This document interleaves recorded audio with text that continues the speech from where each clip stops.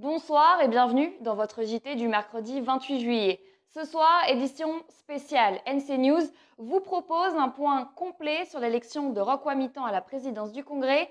Au menu, analyse, réactions politiques et commentaires. Je vous le disais, Roch Wamitan a été réélu à la présidence du Congrès de la Nouvelle-Calédonie ce matin par 29 voix des élus du Congrès. Les équipes de NC News étaient présentes dans l'hémicycle. Retour sur les faits avec Beryl Ziegler. Roch Wamitan a donc été réélu à la présidence du Congrès en ayant fait le plein des voix indépendantistes. Au vu du contexte politique, ce n'est pas une surprise. Ce qu'il est en revanche, c'est l'éclatement du vote chez les non-indépendantistes. Virginie Ruffnac et Annie Roisey ont chacune obtenu les voix de leur camp respectif, à savoir les 7 du Rassemblement pour Virginie Ruffnac et les 6 de Calédonie Ensemble pour Annie Roisey. Les 12 autres élus non-indépendantistes se sont abstenus, refusant par cette attitude de prendre position en faveur de l'une ou l'autre des deux candidates. Quel impact cela aura-t-il sur la campagne référendaire des loyalistes et qu'en est-il de l'avenir politique de l'avenir en confiance? Ce sont les questions que chacun se pose au soir de cette élection. On peut rappeler qu'en dépit de nombreuses heures de discussion, les partis non indépendantistes ne sont pas parvenus à se mettre d'accord sur une candidature unique, offrant ainsi la victoire à Roch Wamitan et au FLNKS. Une désunion que l'opinion politique non indépendantiste juge en tout cas très sévèrement, ne ménageant pas ses critiques sur le net à l'encontre du Rassemblement et de Calédonie Ensemble.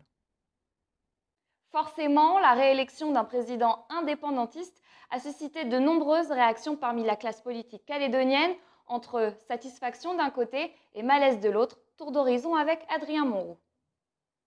Depuis les accords de Matignon, Matignon-Dino, Nouméa et même depuis des dizaines d'années, c'est la première fois en fait que nous avons un président indépendantiste au gouvernement et un président indépendantiste au Congrès de la Nouvelle-Calédonie. Les indépendantistes évidemment sont satisfaits, sont contents qu'on soit dans cette configuration-là, mais pour les non-indépendantistes, j'ai voulu rassurer.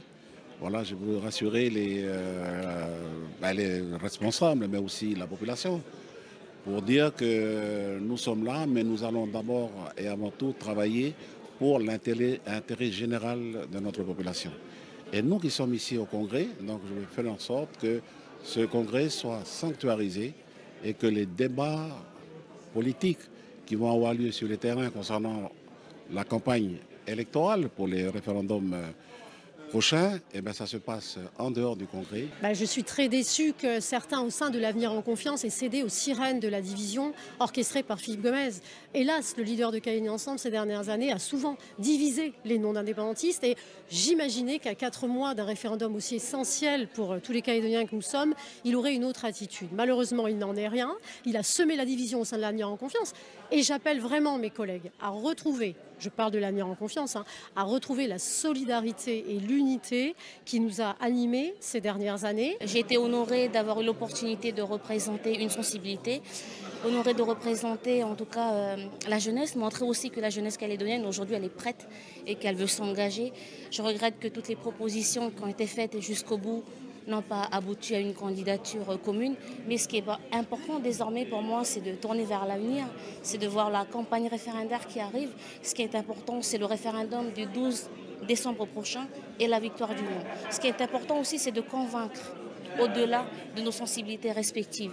Aujourd'hui, les partisans du non ne doivent pas faire campagne les uns contre les autres. Nous avions rencontré justement les partis intéressés la semaine dernière pour leur dire qu'il fallait qu'ils se mettent d'accord sur un candidat unique. Je constate aujourd'hui qu'il n'y a pas de candidature unique. Il y a 2 candidatures, Virginie Ruffnac et Annie Roisey, comme c'était convenu dans la déclaration des uns et des autres.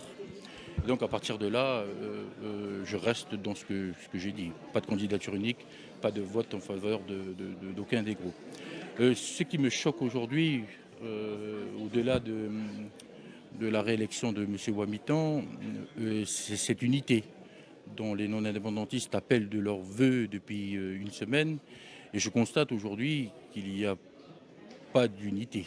Il y a peut-être des fissures, même plus que des fissures peut-être. J'espère que c'est pas grave. J'espère que les choses vont pouvoir s'arranger. Mais ces 12 voix nulles nous interpellent. Le bel exploit de Maxime Grousset, le Calédonien s'est qualifié pour la finale olympique du 100 mètres nage libre. Il a fini 4e de sa demi-finale et a signé le 8e temps global en 47 secondes 82. Maxime Grousset nous donne rendez-vous pour la finale demain jeudi vers 13h30. Toujours au chapitre JO, 60 jeunes étaient réunis au Cannes cet après-midi pour encourager Thomas Goyard. Le Cagou figure pour l'heure en bonne place en voile RSX et représente une chance de médaille pour la France. Prochaine épreuve pour lui, demain en fin d'après-midi. On est dans le Cannes, c'est un centre de la province sud où tous les jours des classes viennent pour apprendre la voile. Là où le mercredi après-midi, il y a des jeunes Calédoniens, des enfants qui viennent pour se perfectionner, pour apprendre à faire des compètes. Et puis ils ont un exemple aujourd'hui, Thomas Goyard. Et donc nous, on vient à la fois le supporter et puis encourager les élèves à se motiver et puis à faire du sport pour un jour être à sa place, avoir la chance de participer aux JO.